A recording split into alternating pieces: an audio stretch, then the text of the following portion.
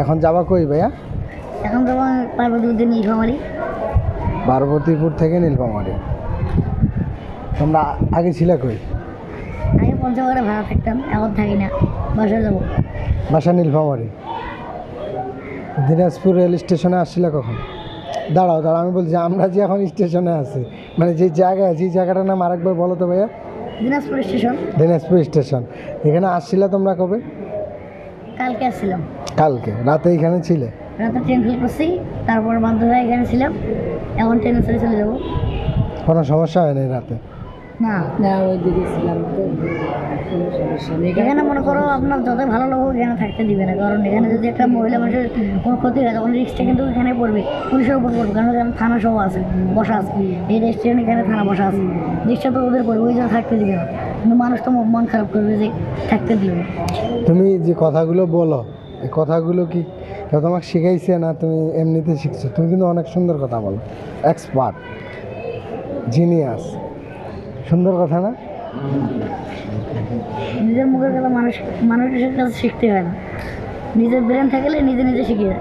মানুষের কাছে আপনি যত শিখবেন কিন্তু আপনার মনে থাকবে না। তোমার আম্মুর নাম কি? আমার মায়ের নাম মুক্তা। মুক্তা। আব্বু তোমাদের সঙ্গে থাকে? আমার আব্বু বিয়ে আছে আরেকটা, আরেক জায়গায়। আব্বুর কথা মনে পড়ে না? না আমার আব্বুর কথা মনে পড়বে না, কারণ তো আমি তো আব্বুর আদর জীবনে পাইনি, নাই। তুমি তো তোমার মায়ের সঙ্গে সবসময় থাকো, তোমার মায়ের অনেক আশা স্বপ্ন তোমার উপর আছে, আছে না? আছে। এগুলা পূরণ করার ইচ্ছা আছে তোমার? ইচ্ছা না থাকলে কি এমনি সঙ্গে বেড়ে ইচ্ছা বলে আমি পালা যেতে পারি না? এতদিন পালা গেলে তো আমি সুখী যেতাম। তা আমি কথা বলতেছি, তুমি কিন্তু রাগ করতেছো, আমি বুঝতেছি না না, তোমার কথাগুলো কিন্তু সেই অন্যরকম, রাগি রাগি একটা কথা আর কি, হ্যাঁ, আমার গলার ইয়েটা এরকমই। তো ভাইয়া তাহলে আজকে বাসায় যাবো তোমরা? হ্যাঁ, বাসায় যাবো। দোয়া করবে আমাদের জন্য, সকলের জন্য দোয়া করবা না? তারপর আপনার মনে দিকে আপনি চাপায় রাখছেন, এই মনে করেন বাচ্চাদের ইয়ে করিয়া আপনি মনটাকে শান্ত দিচ্ছেন।